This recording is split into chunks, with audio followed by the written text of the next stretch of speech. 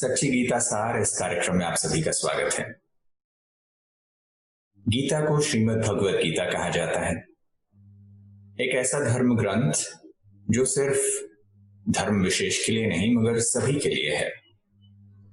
गीता के अंदर कुछ ऐसी बातें हैं जो आप किसी भी धर्म के क्यों ना हो, किसी भी मान्यता के आधार पर चलने वाले क्यों ना हो, आपके लिए भी फायदेमंद हो सकती हैं।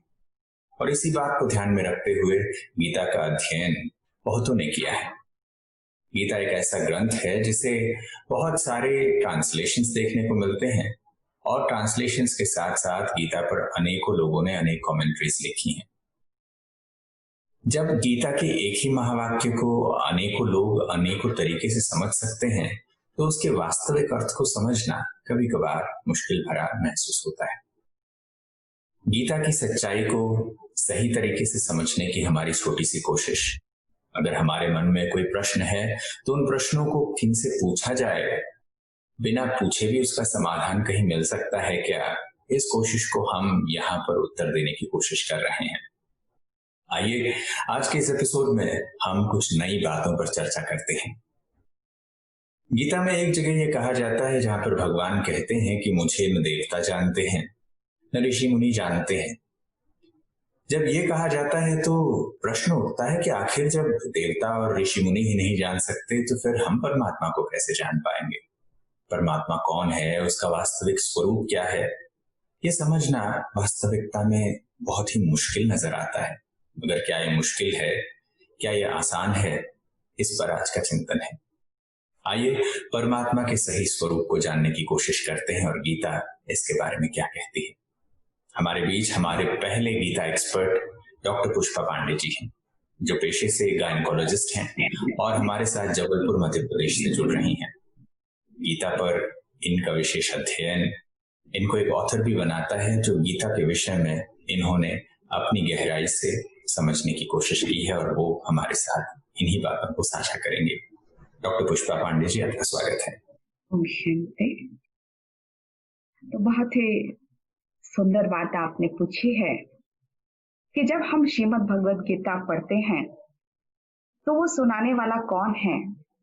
तो जैसे ही हमारे सामने एक साकार श्री कृष्ण हमारे सामने आ जाते हैं, तो जब योग शास्त्र है और योग अर्थात उसको याद करना, और याद करना जरूरी इसलिए है क्योंकि हमारे पाप कर्म विनाश होते हैं। तो जब तक हमें सही परिचय नहीं है, जैसे आपने अभी कहा कि सब धर्म की आत्माएं इसको मानती हैं क्योंकि इसमें हिंदू वर्ड यूज नहीं किया गया है, तो जरूर ऐसा कोई रूप होना चाहिए जिसे हर धर्म की आत्मा स्वीकार करे। तो ऐसा कौन सा रूप है? क्या ये भगवत गीता में दिया हुआ है? अवश्य ही। अगर हम इसको सूक्ष्म रूप से अध्ययन करते हैं तो हमें कई जगह पता चलता है कि भगवान हमें अपना वास्तविक स्वरूप बतलाते हैं कि हमारा वास्तविक स्वरूप कौन है। क्योंकि जैसे बताया कि विभूति योग जो 10वां अध्याय 2 और 3 श्लोक में कि मुझे कोई नहीं जानते, मैं ही आकर बतलाता हूं और मेरे द्वारा ही तो जान। अर्जुन ने भी विभूति योग में यही बोला कि आप मुझे बताओ भगवान, केशु केशु किस किस भाव से, और मैं कैसे आपको याद करूं। तो हम कुछ 2-3 श्लोक ही लेते हैं जिसमें बतलाया है कि कविम पुराणम अनुशासितारम अणुर अणियम सम अनुस्मृत्य, अर्थात मैं अणु से भी सूक्ष्म हूं। तो परमात्मा का जो रूप है वो बहुत छोटा है, वो प्रकाश के समान है। और अगर हम ये कहें कि वो व्यक्त है या अव्यक्त है, जैसे इसमें बतलाया कि वो तो ज्योति बिंदु पॉइंट ऑफ लाइट है, तो उसमें ही भगवत गीता में ही बतलाया है अव्यक्तम व्यक्तिम मापन्नम मन्नन्ते माम बुद्धया परम भावम अजानन्तो मम अव्ययम अनुत्तमम, अर्थात जो बुद्धिहीन मनुष्य हैं वो मुझे नहीं जानते, वो मुझे व्यक्त भाव में कहते हैं। तो कहने का अर्थ कि भगवत गीता यह कहती है कि मैं अव्यक्त नहीं हूं, व्यक्त हूं। अव्यक्त का अर्थ क्या होता है? अव्यक्त का अर्थ होता है इंद्रियों से जो रहित हो। तो ना तो उसका साकार रूप है, ना तो उसका आकार रूप है, उसका वास्तव में निराकार अणु से भी सूक्ष्म रूप है, क्योंकि वो देवी देवताओं में भी नहीं है। क्योंकि भगवत गीता में ही कहा गया है कि मैं जो देवताओं का भक्त है वो देवताओं को प्राप्त होता है, जो मेरा भक्त है मुझे प्राप्त होता है, मतलब वो देवताओं में भी नहीं है। तो अब कई लोग कहते हैं कि वो हो आत्मा और परमात्मा एक है, यह भी नहीं है। ये भी भगवत गीता में बहुत ही स्पष्ट दिया है कि मैं उसमें नहीं हूँ, आत्माओं से भिन्न हूँ। द्वाविमौ ये है 15th चैप्टर में दिया हुआ है, 16-17 श्लोक में कि द्वाविमौ पुरुष लोक क्षर च अक्षर एव च, मतलब क्षर और जो अक्षर, जो मटेरियलिस्टिक और जो मतलब क्षर और पुरुष जो होते हैं, क्षर और अक्षर, उसमें से मैं अक्षर हूं और उसमें भी उत्तम पुरुष तो अन्य परमात्मा इति उदाहरित, अर्थात मैं आत्माओं से भी भिन्न हूं। तो ये बात परमात्मा ने स्पष्ट कह दी कि मैं आत्माओं से भिन्न हूँ, मैं देवताओं से भी भिन्न हूँ, मैं निराकार हूँ, मैं अव्यक्त हूँ, अर्थात अब मैं निराकार हूँ। और देखिए वैसे भी भगवत गीता में श्री कृष्ण तो सामने थे अर्जुन के, तो फिर अर्जुन को ये पूछने की क्या आवश्यकता थी कि मैं किस किस रूप में याद करूं। तो भगवान ने ये भी कहा 11वें अध्याय में 8वें श्लोक में कि देखो तुम मुझे इन दो आंखों से नहीं देख सकते, तो मैं तुम्हें तीसरा नेत्र देता हूँ। अर्थात भगवत गीता ही यह कहती है कि दो आंखों से, स्थूल आंखों से परमात्मा को नहीं देखा जा सकता, उसको देखने के लिए तीसरे नेत्र की आवश्यकता होती है। फिर ऐसा क्यों हो गया है कि लोग उसको कृष्ण के रूप में मानने लगे हैं, जब ये शास्त्रों में ये बीच में मिक्स हो गया है।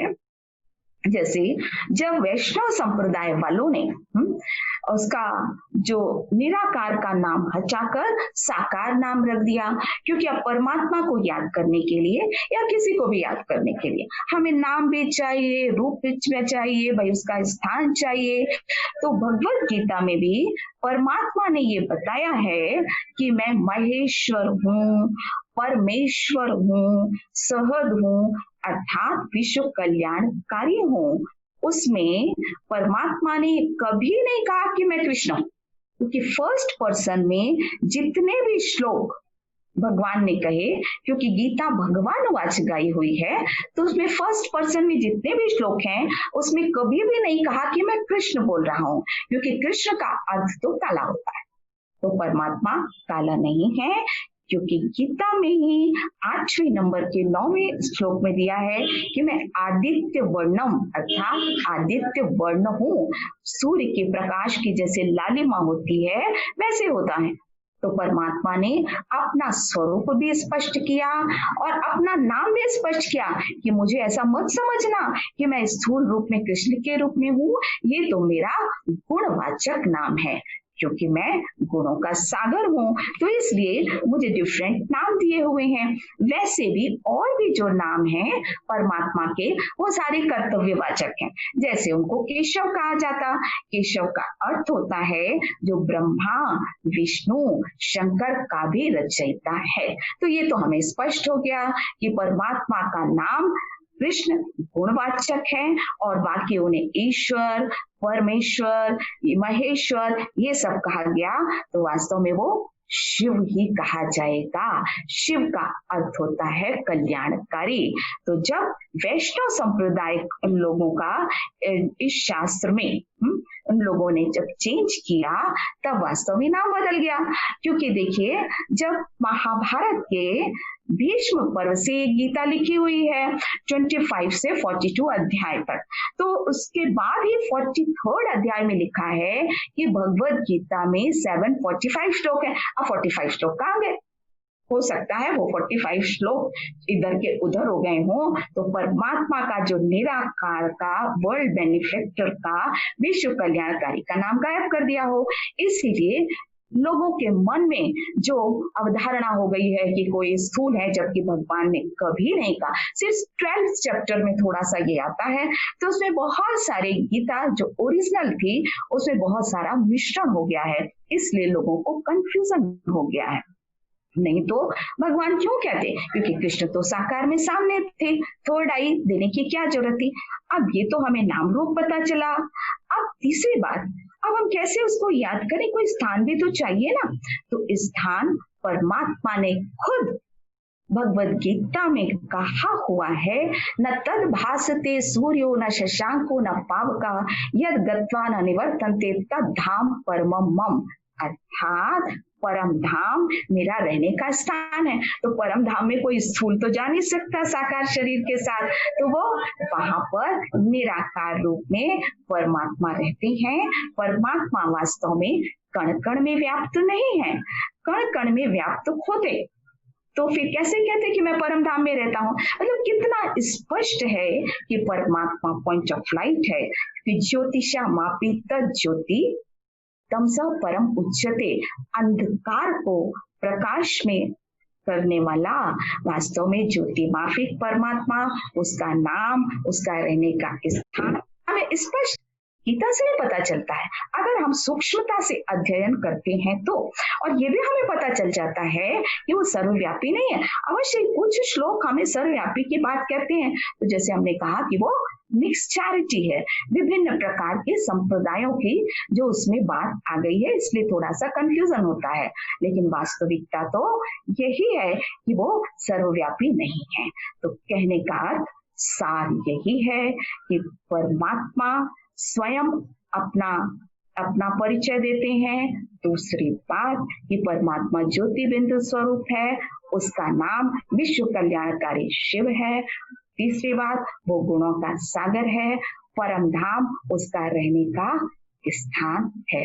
इस तरह से हम उस परमात्मा को याद कर अपने पापों को नष्ट कर सकते हैं।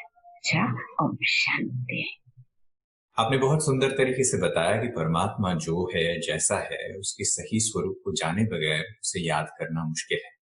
और परमात्मा का अगर सही परिचय है, वो जो है जैसा है जानते हैं, तभी जाकर हम परमात्मा को सही तरीके से याद कर पाएंगे।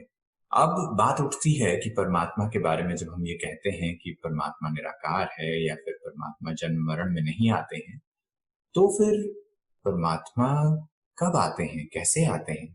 क्योंकि गीता ये कहती है कि परमात्मा का अवतरण होता है, और ये भी कहा जाता है कि परमात्मा जन्म मरण के चक्र से न्यारे हैं। तो जो व्यक्ति जन्म ही नहीं लेगा वो आता कैसे है, ये भी एक प्रश्न है। अगर वो सुनाता है, अगर वो उद्धार करता है, वो सत्य धर्म की स्थापना करता है, तो फिर ये काम होगा कैसे? इस प्रश्न के उत्तर के लिए हमारे साथ ब्रह्मा कुमारी सिस्टर वीणा दीदी जी हैं। वीणा दीदी जी ब्रह्मा कुमारी के कर्नाटका में सिरसी सेवा केंद्र की संचालिका के रूप में अपनी सेवाएं देती हैं। ब्रह्मा कुमारी के एडमिनिस्ट्रेटर्स विंग की वो एग्जीक्यूटिव मेंबर हैं, और साथ साथ गीता के विषय पर उन्होंने अनेक कार्यक्रम किए हैं। दूरदर्शन, ईटीवी इत्यादि अनेक टीवी चैनल्स पर भी उनके कई टॉक्स आते हैं। आइए उनसे जानते हैं कि परमात्मा का जन्म होता है या वो जन्म मरण से न्यारा है। अगर वो न्यारा है तो फिर आखिर परमात्मा से मिले कैसे, वो आता कब है और कैसे आता है?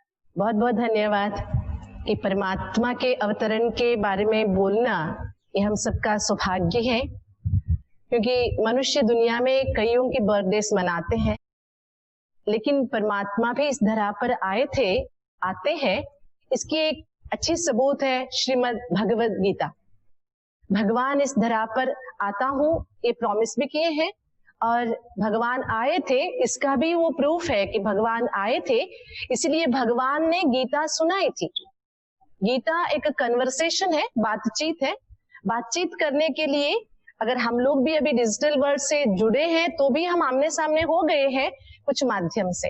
इसी तरह परमात्मा मनुष्यात्माओं को जीवन परिवर्तन के लिए या धर्म स्थापना के लिए इस धरा पर अवतरित होते हैं, तो स्पष्ट है कि वो एक मनुष्य शरीर में ही आएंगे, क्योंकि भगवान के अवतरण का उद्देश्य क्या है, गीता क्या बताती है, क्यों आते हैं भगवान इस धरा पर? कोई एक आधे असुर को मारने के लिए या एक कोई फैमिली की डिस्प्यूट्स को सॉल्व करने के लिए भगवान नहीं आते हैं। भगवान का एक वास्ट विशाल उद्देश्य है, वो है जो धर्म प्रायलोप हो गया है या धर्म की ग्लानि हो गई है उसे पुनः स्थापन करना। धर्म स्थापना करने किसके मन में कहाँ धर्म स्थापना होनी चाहिए? पहले तो हर एक मनुष्य को स्वधर्म में लाना है, स्वधर्म के द्वारा दुनिया में धर्म स्थापन करना है। जैसे अभी हम सुन रहे थे परमात्मा के स्वरूप के बारे में, ये तो हमें स्पष्ट है। त्वम अक्षरम परमम वेदितव्यम त्वमस्य विश्वस्य परम निधानम, जिसके लिए गाया जाता है कि अक्षर है वो, जिसका क्षर नहीं होता, माना नाश नहीं होता, अव्यय कहा जाता है, जिसकी कमी नहीं होती जिसमें कभी भी, और जिसको अजन्मा कहा गया है, योमाम अजम अनादिम च कहा गया है। ऐसे परमात्मा जन्मता नहीं है, इसका मतलब मरता भी नहीं है, स्पष्ट है।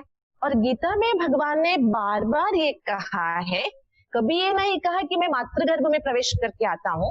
ये शब्द की जो उपयोगिता गीता में दिखने को मिलती है हमें, आपन्नम, आश्रयम, आश्रितम, संभवामी, मैं कैसे आता हूं, उतर के आता हूं, सृजाम्यहम, ये शब्दों की जो इस्तेमाल गीता करती है या गीता के द्वारा वेदव्यास जी ने किया है, ये एक बात हमें स्पष्ट करती है कि साधारण मनुष्यों जैसे परमात्मा इस धरा पर नहीं आते।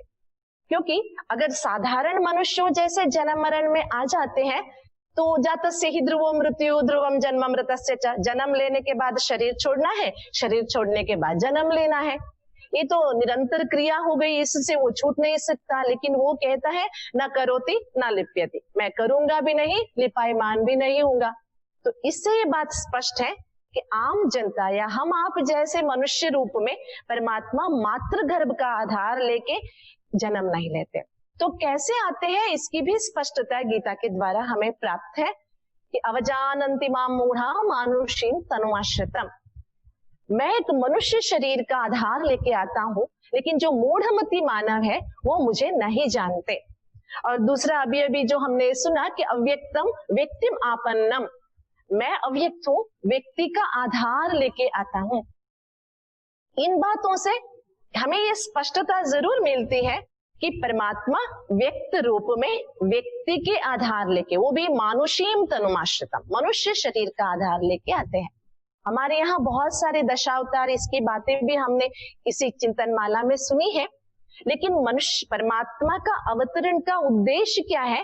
परमात्मा के अवतरण का उद्देश्य है पुनः धर्म स्थापन करना, धर्म ग्लानि को हटाना, मनुष्य आत्माओं को स्वधर्म में स्थित करना, मोह काम क्रोध आदि विकारों से मुक्त करना, दुनिया को सुख शांति संपन्न बनाना।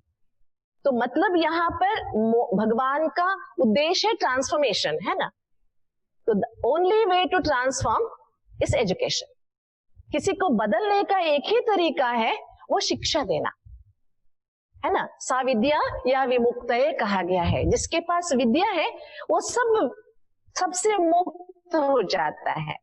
तो इसका मतलब ये स्पष्ट है, आज की दुनिया में जो विद्या हमें मिल रही है वो सही मायने में विद्या नहीं है, क्योंकि विद्या का अर्थ है वित्त, माना रोशनी।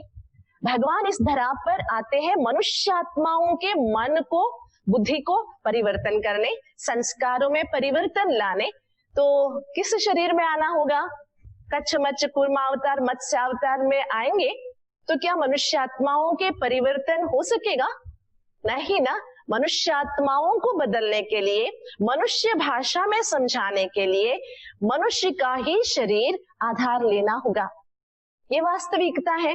तो मनुष्य के आधार, शरीर आधार लेके परमात्मा इस धरा पर आत्मविद्या, परमात्म विद्या और कालचक्र की विद्या, शिक्षा देने के लिए एक साधारण मनुष्य शरीर का आधार लेके आते हैं। प्रश्न उठता है कि साधारण ही क्यों? अगर परमात्मा ने कोई आकर्षक शरीर ले लिया तो उनका जो शिक्षा देने का उद्देश्य है वो तो सफल नहीं होगा, लोग चटक जाएंगे उनसे। इसलिए मुख्य बात है आम जनता को, साधारण मनुष्यात्माओं को शिक्षा देने के लिए परमात्मा को साधारण मनुष्य शरीर में ही आना होगा। ये गीता स्पष्ट करती है कि परमात्मा जब मनुष्य शरीर में आते हैं तो लोग पहचानते नहीं है, इसीलिए कहा गया है मेरे बारे में कोई नहीं जानते, अज्ञान के बिना कोई मुझे समझ नहीं सकते, जो नहीं समझता वो मेरे से दूर हो जाता है, उनको ही असुरी संप्रदाय कहा जाता है। ऐसी बातें जो गीता में आती हैं। इसलिए परमात्मा को जानने के लिए ज्ञान का तीसरा नेत्र होना जरूरी है। और परमात्मा का अवतरण कलयुग के अंत में एक सामान्य मनुष्य शरीर में परमात्मा परकाय प्रवेश करके, क्योंकि हमारी संस्कृति में हम परकाय प्रवेश की कई किस्से सुनते हैं, आत्माएं ही परकाय प्रवेश कर सकती है, तो विश्व नियंता परमात्मा परकाय प्रवेश करके एक साधारण मनुष्य के शरीर में दिव्य अलौकिक जन्म में अवतार लेते हैं। इसको हम अवतार कहे या परमात्मा की अवतरण कहे।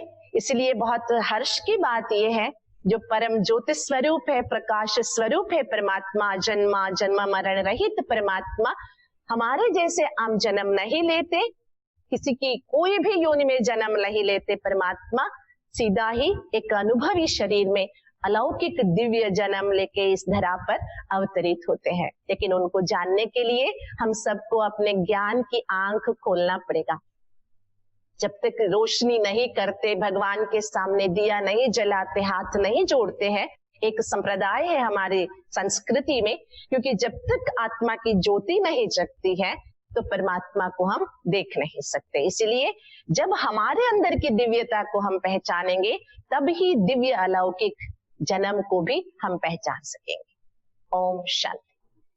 बहुत बहुत धन्यवाद वीणा दीदी जी का। बड़े ही सुंदर शब्दों में आपने बताया कि परमात्मा का अवतरण हम मनुष्य आत्माओं की तरह नहीं है, जैसे आम लोग जन्म लेते हैं ऐसा नहीं है, मगर उसका एक दिव्य जन्म है, उसका एक अलौकिक जन्म है। और आपने कहा कि वो एक सामान्य मनुष्य के शरीर का आधार लेते हैं, वो अवतरित होते हैं। अब ये प्रश्न उठता है कि अगर साधारण मनुष्य शरीर का आधार लेते हैं तो वो साधारण मनुष्य कौन है? वो कौन सा शरीर रूपी रथ है जहां पर भगवान का अवतरण होता है? अब इसे जानने के लिए हमारे साथ हमारे एक और गीता एक्सपर्ट हैं, ब्रह्मा कुमारी शारदा दीदी जी। शारदा दीदी जी हमारे साथ अहमदाबाद से जुड़ रही हैं। अहमदाबाद के अंबावाड़ी सेवा केंद्रों की वो निदेशिका के रूप में सेवाएं देती हैं और साथ साथ ब्रह्मा कुमारी इसके राजयोग एजुकेशन रिसर्च फाउंडेशन के वुमेन्स विंग की वो नेशनल कोऑर्डिनेटर हैं। आइए उनसे जानते हैं इस प्रश्न का उत्तर। गीता के भगवान निराकार अपने साकार माध्यम से गीता ज्ञान सुनाते हैं, परंतु वो भाग्यशाली रथ कौन सा है जिसके लिए गायन किया हुआ है कि भगीरथ राजा गंगा को लेकर के आए और अपने पूर्वजों को जो श्रापित थे उन्हें सुरजीत किया।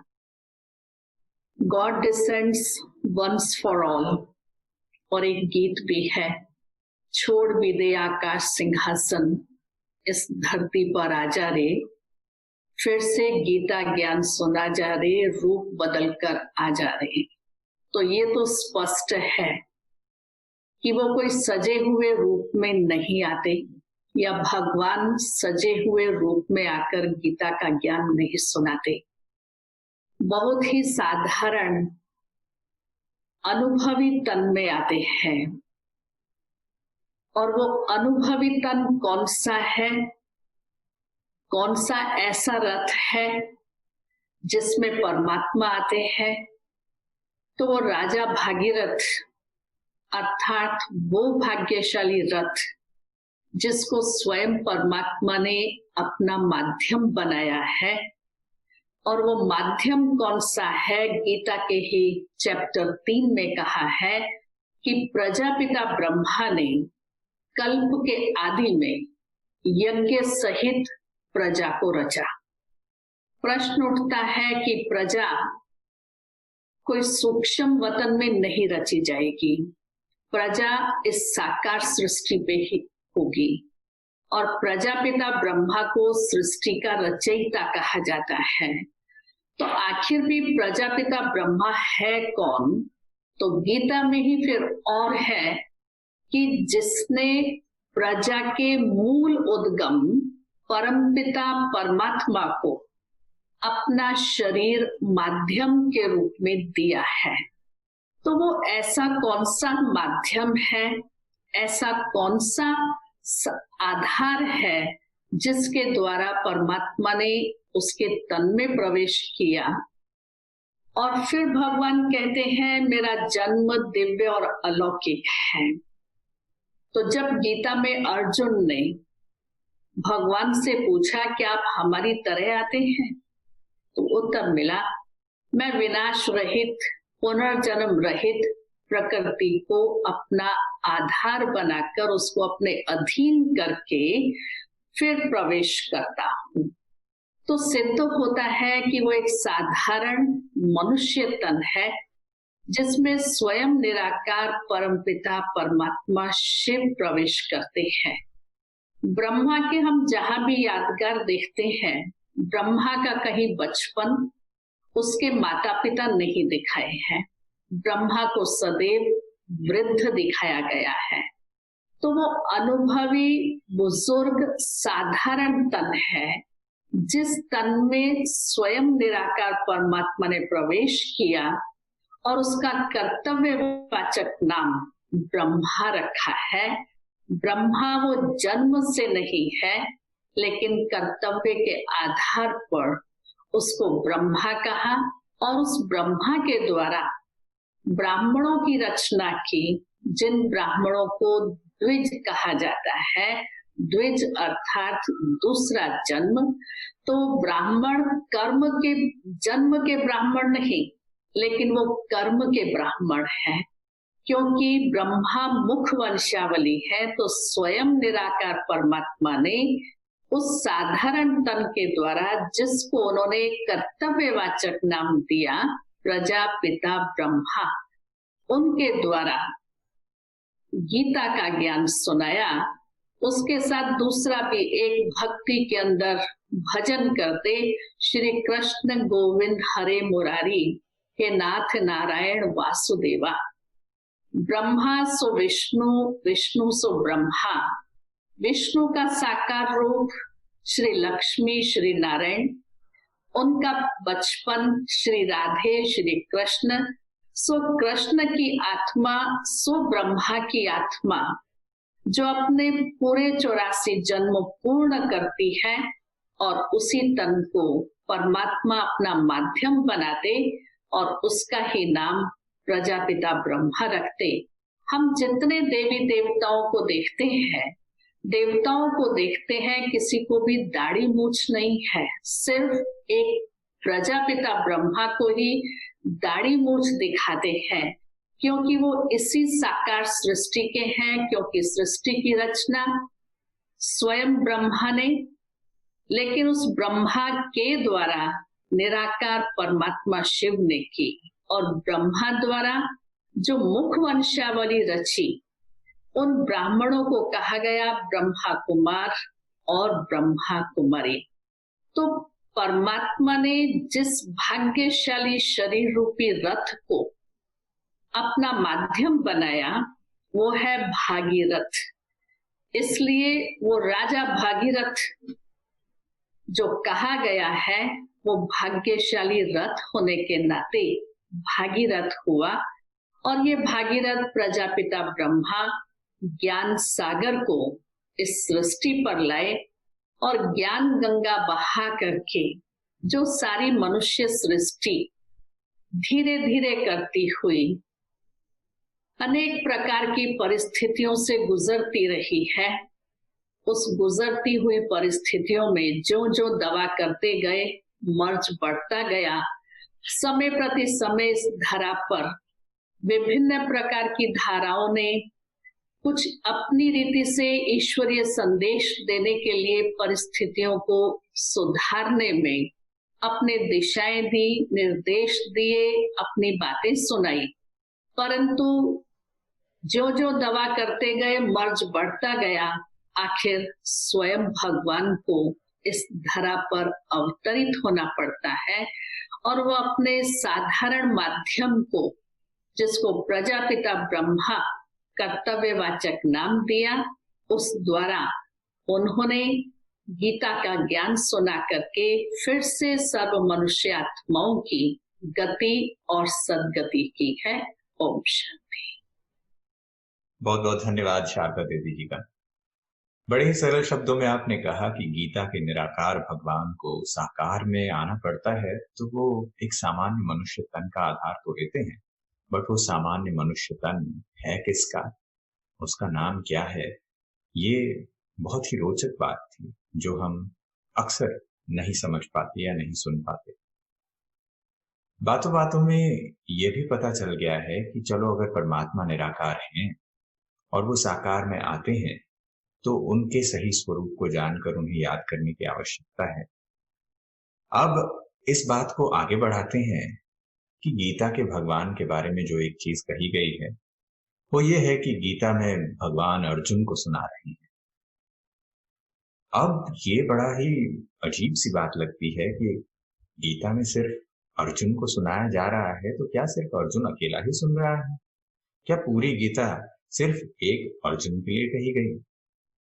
अब इस प्रश्न का उत्तर लेने के लिए हम चलते हैं सीधे हैदराबाद। हमारे साथ रिटायर्ड जस्टिस वी ईश्वरैया जी हैं। आंध्र प्रदेश के एक्टिंग चीफ जस्टिस के रूप में उन्होंने अपनी सेवाएं दी हैं। साथ साथ national commission for backward classes के भी चेयरपर्सन रहे हैं।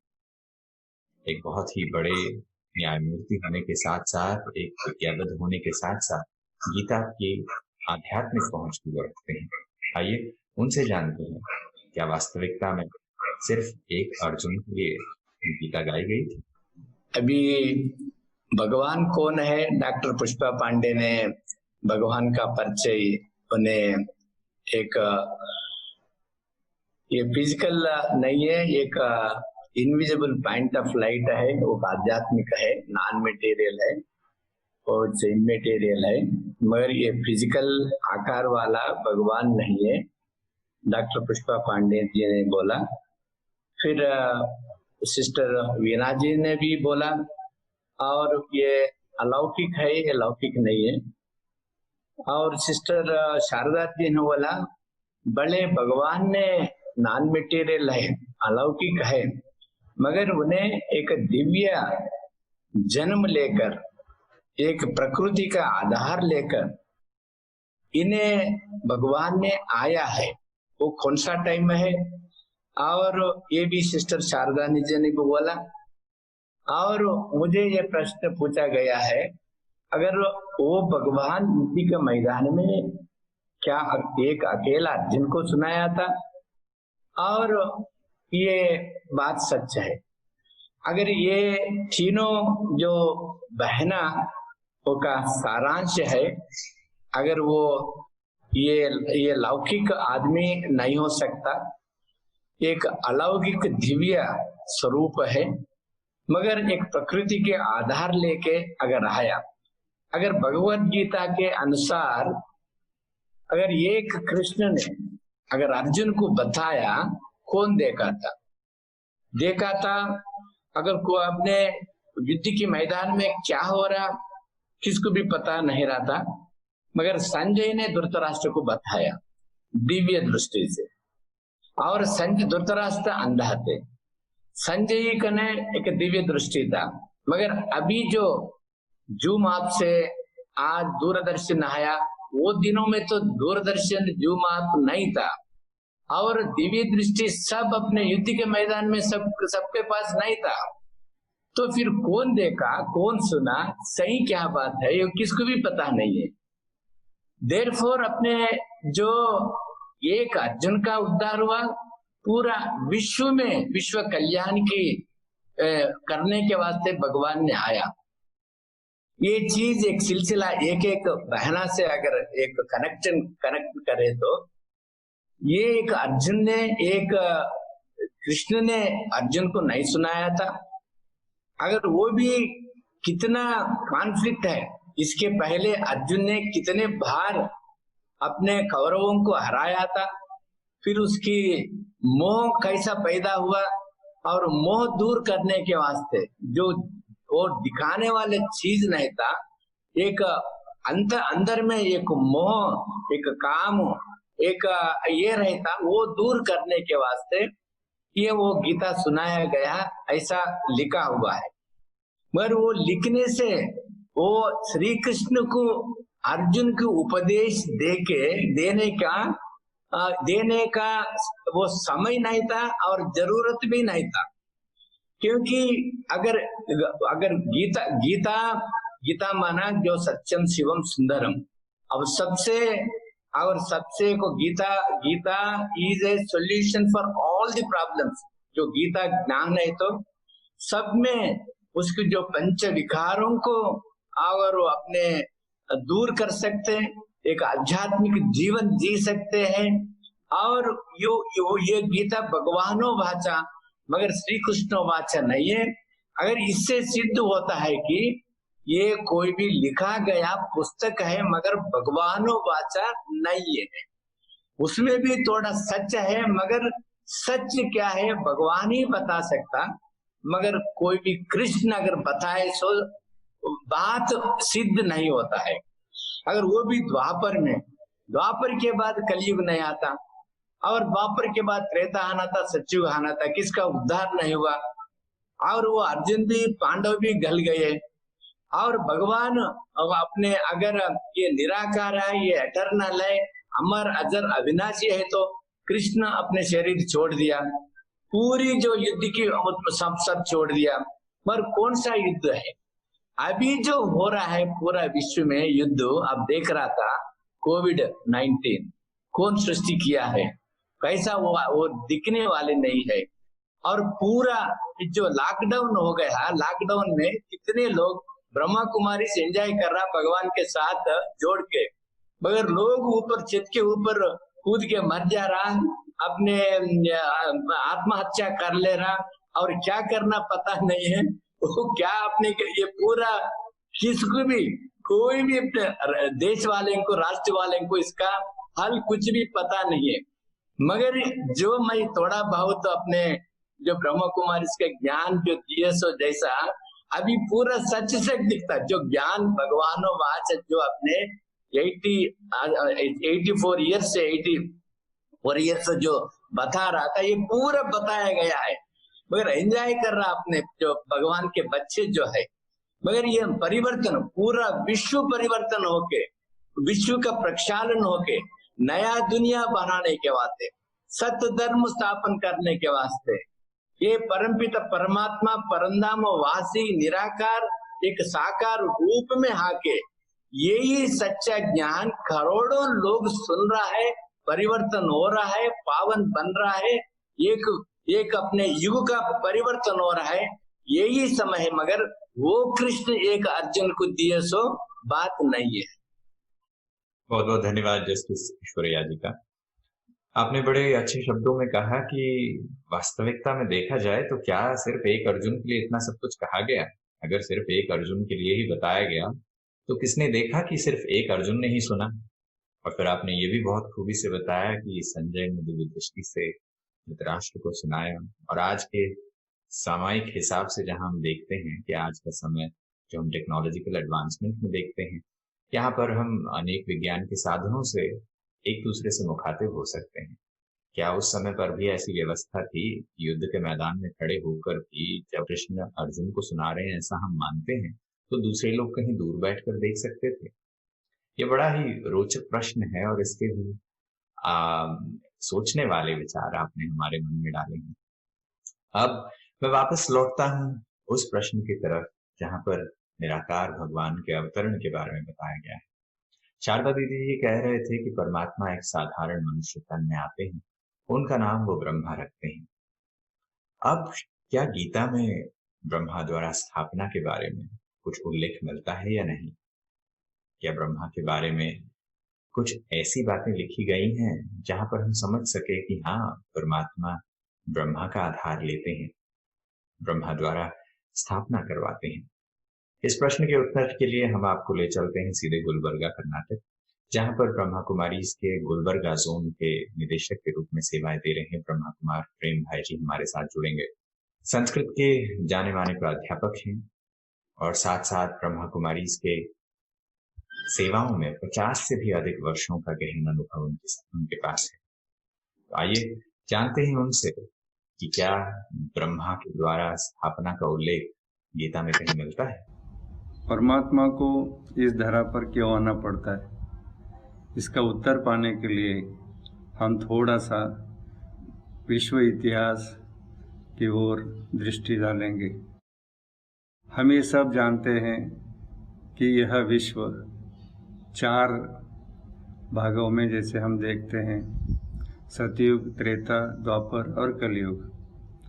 हमारे पास मान्यता यह बिल्कुल ही स्ट्रांग रही है कि सतयुग में धर्म 4 पैर पर होता है, त्रेता में 3 पैर पर, द्वापर में 2 पैर पर और कलयुग के आदि में 1 पैर पर। माना क्या कि धर्म कम होते होते होते न के बराबर रह जाता है, जिसको हम कहते हैं लोपप्रायः। तो ऐसी अवस्था में फिर हम एक बार और पीछे हटकर देखेंगे कि जब सतयुग त्रेता पूरे हुए, द्वापर आया, उसके बाद हम देखते हैं कि इब्राहिम आए इस्लाम धर्म लेकर के, बुद्ध बौद्ध धर्म लेकर के आए, जीसस क्राइस्ट क्रिश्चियनिटी लेकर के आए, और मोहम्मद पैगंबर मुस्लिम धर्म लेकर के आए, और बाद में गुरु नानक जी आए। तो इनके सब के ये सब आए थे समाज को सुधारने के लिए, क्योंकि समाज को सुधारने के लिए जो भी आते हैं उनको कष्ट बहुत सहन करना पड़ता है, और इन्होंने किया भी। उसके बावजूद भी हम देखते हैं कि धीरे धीरे धीरे धीरे क्रमेण इस दुनिया की हालत बुरी होती गई, उसको कहते हैं बद से बदतर होती गई। और उसके बाद इन दिनों में जो डेमोक्रेसी आई भारत में और विदेशों में, तो ये हम देख रहे हैं मनुष्य का जीवन पहले से टेक्नोलॉजी के आधार पर बेहतर होना चाहिए था, परंतु बदतर होता जा रहा है। एक तरफ मटेरियलिस्टिक वर्ल्ड में हम देखते हैं कि मनुष्य जहाँ सुख शांति चैन की बंसी बजाना चाहता था, वहाँ उसको दुख की कहर उठानी पड़ रही है एक तरफ। दूसरी तरफ धर्म अर्थात दिव्य गुणों की धारणा, जैसे कि पवित्रता, शांति, सुख आदि आदि जो भी दैवी गुण हैं, उनकी तो सब धज्जियाँ उड़ गई। आज हम देखते हैं कि हर आए दिन जहाँ तहाँ इतने रेप के केसेस होते हैं। 1 गज की जगह के लिए, लैंड के लिए एक भाई दूसरे भाई का खून कर देता है, प्रॉपर्टी के लिए एक बेटा बाप को मार देता है। ऐसी अवस्था में जो वर्ण संकर की बात गीता में उठाई गई है कि वर्ण संकर होता है यहाँ पर, तो वो भी देखते हैं कि स्त्रियों में भी जो पवित्रता की बात पहले होनी चाहिए तो वो नहीं है।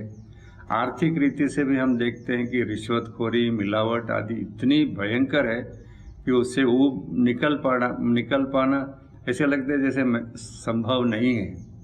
तो अब ये दुनिया इतनी बिगड़ गई, तो इस बिगड़ी हुई दुनिया को कौन उभारेगा, कौन बनाएगा?